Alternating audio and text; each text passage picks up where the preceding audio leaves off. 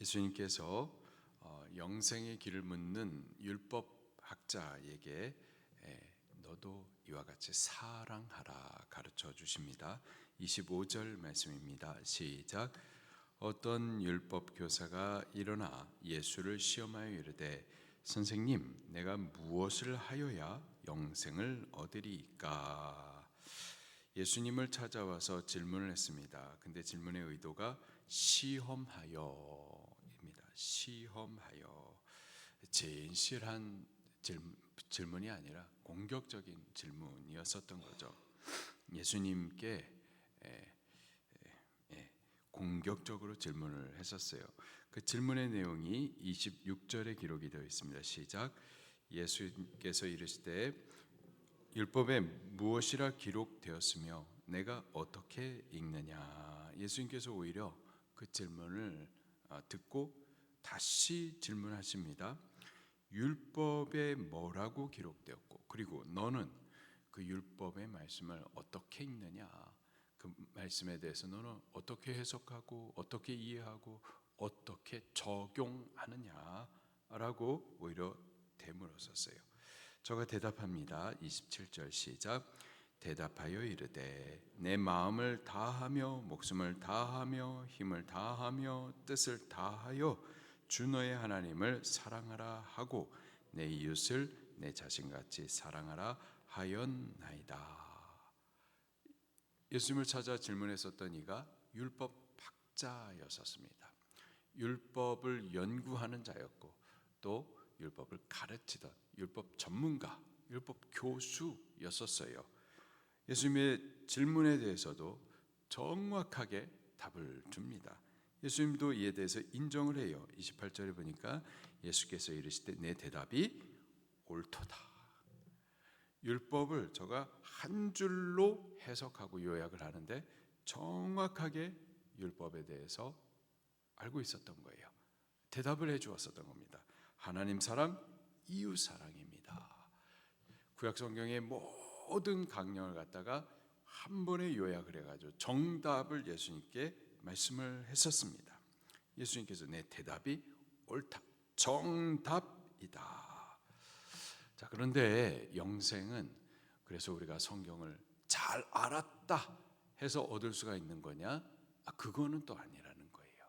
알아서 영생을 얻는 것이 아니라 그 율법의 말씀을 너도 행하라라는 거예요.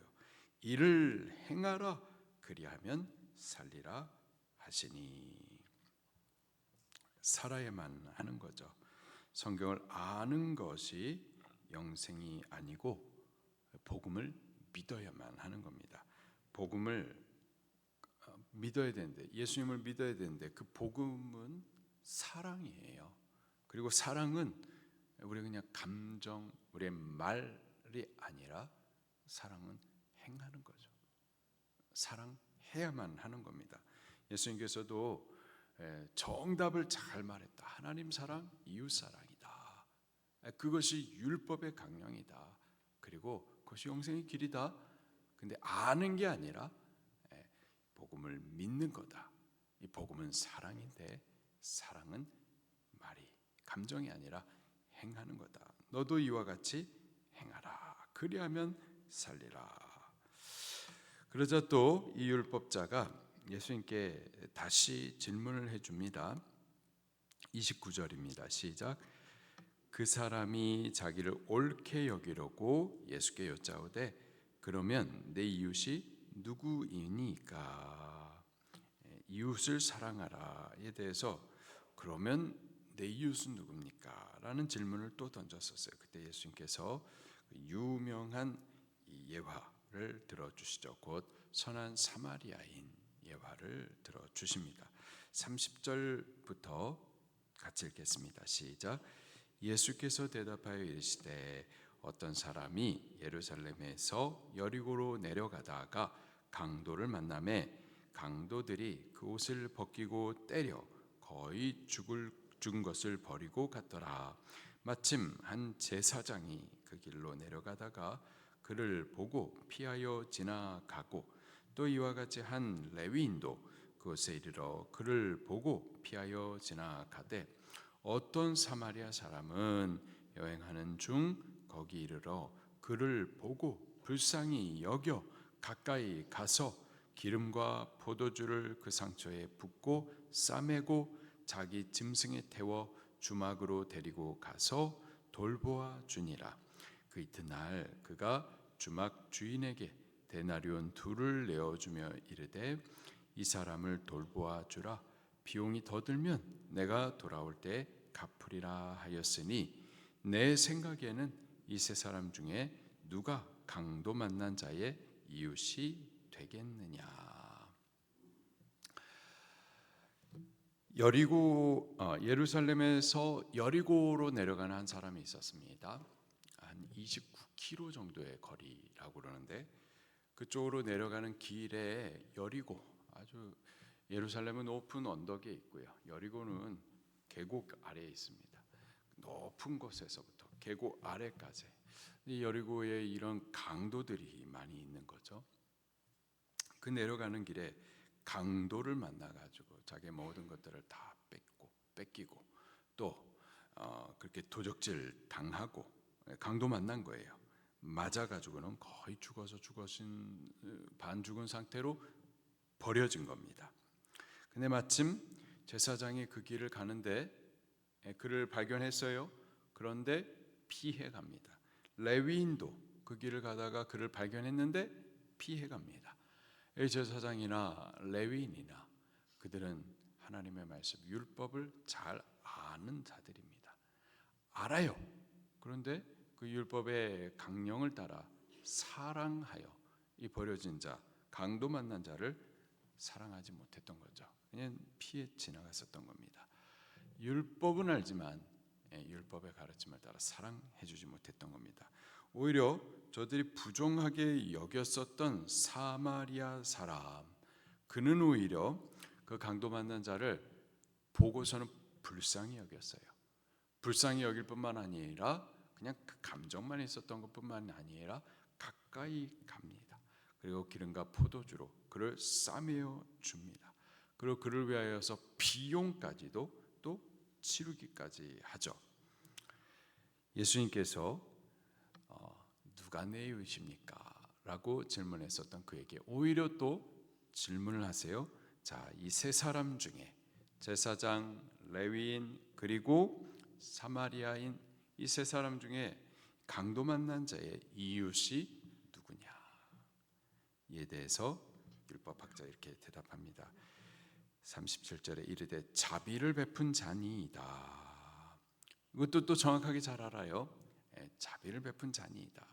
사랑을 베푼 자입니다. 예수님의 대답입니다. 가서 너도 이와 같이 하라 하시니라. 사랑은 아는 것만이 아니고요. 사랑은 행하는 겁니다. 영생의 길은 복음을 믿는 거예요. 복음은 사랑입니다. 사랑은 행하는 거예요. 어떻게 행해야 되느냐? 여기 사마리아 사람처럼 행하는 겁니다. 사마리아 사람은 강도 만난 자를 보았을 때 불쌍히 여겼었습니다. 성경에 보면은 특별히 복음서에 보게 되면 불쌍히 여기다. 예수님의 대표적인 그 표현되는 마음이죠. 무리를 보시고 불쌍히 여기셨다. 또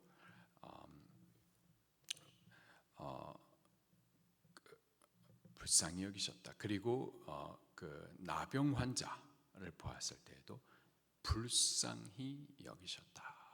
예수님께서 사람들을 보셨을 때에 가지셨던 그 대표적인 감정, 불쌍히 여기셨다, 민망히 여기셨다. 그 단어적인 뜻은 그 창자가 꼬여서 끊어지는 고통을 말하는 겁니다. 그렇게 불쌍히 여겼다. 이게 바로 사랑인 거예요.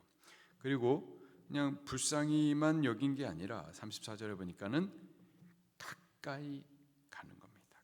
가까이 가서 부정하다 여기지 않고 피하지 아니하고 그냥 지나가지 아니하고 가까이 가서 기름과 포도주로 그를 싸매어 주고 또 그를 치료하기 위하여서 35절 말씀해 보니까 데나리온 2를 내어주고 더 필요하면은 더 갚아줄 의향도 있고 그렇게 자기를 드려주는 거죠. 여기 사마리아에는 바로 예수님 당신을 비유하여 말씀하시는 겁니다. 예수님은 사람들 가운데 버림받아진 모퉁이 돌이었었어요. 그러나 예수님은 강도 만나자와 같은 우리들, 죄로 인하여서 마귀에게 생명을 빼앗기고 도적질 당한 인생, 그래서 반쯤 죽어 버려진 이러한 인생 꾸역꾸역 살다가 결국은 죽어서 지옥 가야 될 우리를 불쌍히 여기시고 또 불쌍히 여기시는 것뿐만 아니라 하나님이신 당신이 사람이 되어 우리를 가까이 찾아와 주시고 또 기름과 포도주로 상처를 싸매어 주듯이 말씀으로 우리를 또 싸매어 주시고 또 우리를 치료하시기 위하여서 죄와 사망 가운데서 건져 구원하시기 위하여서 당신의 생명을 내어 주시기까지 그 값을 치르신 분이십니다. 예수님이 바로 사마리아인이었었고요. 예수님이 바로 우리에게 좋은 이웃 되신 분이십니다. 이것이 바로 복음이고 이것이 바로 사랑인 거예요. 영생의 길은 뭐냐? 그 예수님을 믿는 겁니다. 예수님이신 그 복음을 믿는 거예요. 복음은 예수님의 이러한 사랑인 겁니다. 사랑은 말과 감정이 아니고 이와 같이 행하는 거예요. 오늘 하루를 사는 동안에 우리가 사마리아인 같은 좋은 이웃이 되어서 강도 만난 자, 마귀에게 그 생명을 빼앗긴 자, 아직까지도 예수님을 알지 못하여서 거반 죽어서 버려진 인생을 사는 자, 우리 주변에 분명히 있습니다. 그들을 돌아보고 가까이 가고 우리의 값을 치르기까지 그들을 살려내는 사랑을 행하는 하루를 살기를 예수님 이름으로 축원합니다. 말씀 붙들고 통성으로 기도하시겠습니다.